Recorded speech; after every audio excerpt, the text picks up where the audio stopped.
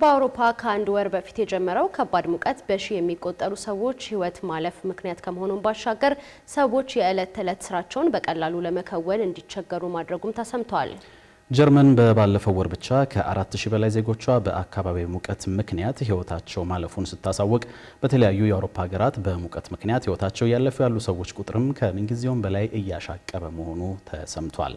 አሁን ላይ አውሮፓ በሶስተኛ ዙር ከባድ የሙቀት ወላፈን እየተመታች የሚገኝ ሲሆን ይህንን ተከትሎም በበርካታ ሀገራት የተቀሰቀሰው ሰደድ እሳት ሰብአዊና ቁሳዊ ጉዳትን እያስከተለ ይገኛል። እየነደደች ነው ስለተባለችው አውሮፓ የሚያስቃኝ ዝርዝር ዘገባ ሪፖርተራችን ዘነበ ኃይሉ አዘጋጅቷል። ወደዛ እንወስዳችኋለን። Climate disasters are becoming more frequent, more destructive and more costly. And the World Meteorological Organization has warned we ain't seen nothing yet. El Niño is not just knocking on the door, it risks blowing the house down. የአየር ንብረት ለውጥ ጉዳይ ሲነሳ የሀገራት መሪዎች በአዳራሽ መክረው መስማማት ቢያቅታቸውም ዓለማችን በየጊዜው እያስተናገደች ባለችው ጉዳት ነዋሪዎች እየተፈተኑ ነው።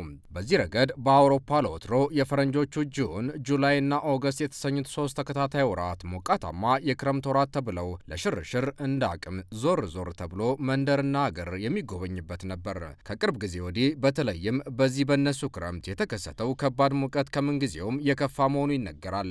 ዘንድሮ በአውሮፓ የተከሰተውና በአማካይ ከ40 ዲግሪ ሴልሺየስ በላይ የሆነው ሙቀት ከትንሽ ግነት ጋር እሳት ሲያስፈልግ በፀሐይ ሙቀት ብቻ ምግብ አብስሎ መመገብ የሚያስችል ነው የሚሉ አሉ።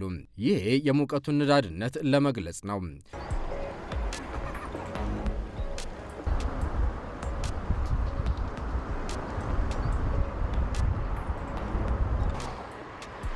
ይህ ከባድ ሙቀት በጀርመን ብቻ ከ5000 በላይ ሰዎች፣ በፈረንሳይ ከ2000 በላይ ሰዎች እንዲሁም በቤልጂየም፣ ስፔን፣ ኔዘርላንድ፣ ብሪታንያ፣ ጣሊያን፣ ግሪክና ሮማኒያ ደግሞ ከ4000 የሚበልጡ ሰዎችን ህይወት መቅጠፉ ተሰምቷል።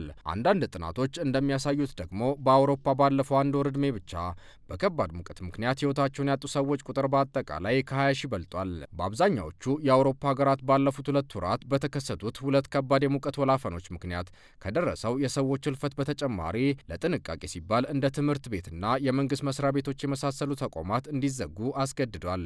ይህ ላብ የሚያንቆረቁረውና ውሃ የሚያሰኘው በአንዳንድ አካባቢዎች ከ40 ዲግሪ ሴልሺየስ የተሻገረ ከባድ ሙቀት ከቤት ውጭ መንቀሳቀስን ፈታኝ ያደረገው መሆኑን ተከትሎም ሰዎች በየቦታው ራሳቸውን ለማቀዝቀዝ ውሃ ውስጥ ደጋግሞ ሲገቡና ነፍሳቸው መለስ ሲልላቸው በየቴሌቪዥኑ መስኮት ታዝበናል።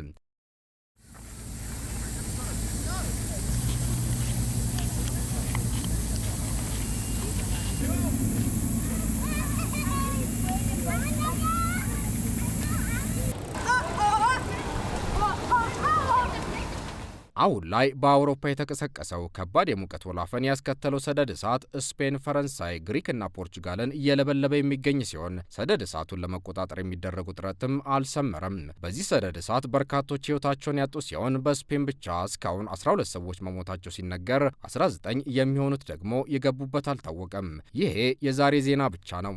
ከስፔን በተጨማሪ ሰደድ እሳቱ በተቀሰቀሰባቸው የአውሮፓ ሀገራት በሺዎች የሚቆጠሩ ሰዎች ቀያቸውን ለቀው ለመሰደድ መገደዳቸውም ይነገራል። ዘንድሮ አውሮፓውያንን የገጠመው ከባድ ሙቀት ነፍስ ያለውን ደንና እንስሳት ብቻ አይደለም እየለበለበና እያቃጠለ የሚገኘው። የአስፋልት ሬንጁ ቀልጦ መኪና መንዳትን ሲፈትን፣ የባቡር ሀዲድና የኤሌክትሪክ ማስተላለፊያ ብረቶች ጭምር በሙቀቱ ቅርጻቸውን ሲለቁና አንዳንዴም ሲቀልጡ ተመልክተናል። በፈረንሳይና ጀርመን ሙቀቱ እስከ 45 ዲግሪ ሴልሺየስ መድረሱን ተከትሎ ነገሮች ሁሉ የከፉ ሲሆን በተለይ የትራንስፖርት አገልግሎትና የኤሌክትሪክ አገልግሎት መስተጓጎሉ ነው የተነገረው። አንድ ጥናትን ምንጭ አድርጎ ዘጋርዲያን ጋዜጣ እንደዘገበው በአውሮፓ ዘንድሮ የተከሰተው ሰደድ እሳት እስከ ዛሬ ከተከሰተው 56 በመቶ የሚበልጥ የመሬት ሽፋንን አቃጥሏል። ለአብነት በፈረንሳይ ሰደድ እሳቱ ከባለፈው ዓመት ጋር ሲነጻጸር እስካሁን 4 እጥፍ መሬት ወይም 35400 ሄክታር መሬት የበላ ሲሆን በስፔን ደግሞ 2 እጥፍ ማለትም 55000 ሄክታርን እስካሁን በልቷል።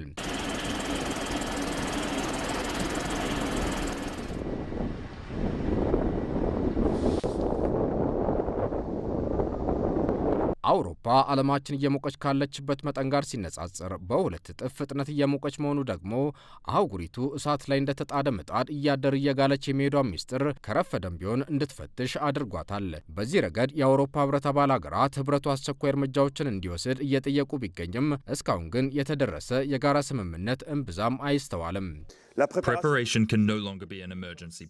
ለአየር ንብረት ለውጥ የሚደረጉ ዝግጅቶች የአደጋ ጊዜ ፖሊሲ ብቻ መሆን የለባቸው። በየዕለቱ ትኩረት ልንሰጠው የሚገባ በእያንዳንዱ ዜጋ ተቋምና በእያንዳንዳችን ሊተገበር የሚገባ የቅድመ ማስጠንቀቂያ ፖሊሲ መሆን አለበት። በአየር ንብረት ለውጥ ረገድ አውሮፓ መሻሻሎችን ማሳየቷን መጥቀስ ፍትሐዊ ነው። ነገር ግን እነዚህ እርምጃዎች በቂ አለመሆናቸውን መካድ የለብንም። ነገሮች ሁሉ ከቁጥጥር ውጪ ሳይሆኑ መፍትሄ መበጀት አለበት፣ እርምጃም መወሰድ አለበት። የአየር ንብረት ለውጥ የመድረክ ቲያትር እንደሆነ የሚናገሩት ፕሬዚዳንት ትራምፕ ወደ ስልጣን መምጣታቸውን ተከትሎ ሀገራት በጋራ የሚወስዷቸው እርምጃዎች እየተቀዛቀዙ መምጣታቸው ሌላ የዓለማችን ራስ ምታት መሆኑም ነው የሚነገረው። የሆነ ሆኖ ባለፉት 4 ዓመታት ውስጥ በከባድ ሙቀት ምክንያት ከ200 ሺህ በላይ አውሮፓውያን ሕይወታቸውን ማጣታቸውን የሚጠቅሰው የዓለም ጤና ድርጅት ይህ የሞት ነገር ወደፊት እየተባባሰ እንደሚሄድ ይሰጋል፣ ያስጠነቅቃልም።